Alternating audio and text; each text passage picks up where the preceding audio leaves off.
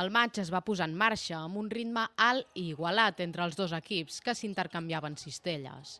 Passats els 5 primers minuts, però, els blancs, liderats per un gran Tavares, van començar a obrir forat i van tancar el primer quart amb 9 punts de renda, 22-13.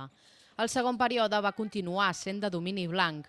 A la mitja part de l'enfrontament, els madridistes s'imposaven amb contundència per 47-21. El tercer quart va ser el millor dels manresans i la diferència es va posar en els 15 punts de diferència, però la reacció del Madrid va tornar a ser contundent. Al darrer quart, els homes de Diego Ocampo no van tenir cap mena d'oportunitat. Un mal partit del Manresa que es va veure molt superat per un Madrid molt sòlid. Tenemos jugadores muy jóvenes, con poca experiencia en la ACB y tenemos que aprender esto. Igual que tenemos que aprender que es jugar en el Wizzing, que es jugar contra el Real Madrid y saber ir perdiendo de 20 y agarrarte a la pista y no abandonarte. Y para mí era una obsesión de que el equipo siguiese y siguiese trabajando, porque si no luego, si no tienes el hábito y no te entrenas este hábito, pues no puedes hacerlo.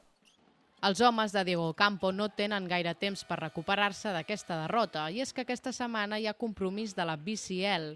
Serà a casa al Congost, on els manresans estan imbatuts. El rival és el Niners Chemin alemany. El partit començarà a 15:45 del vespre.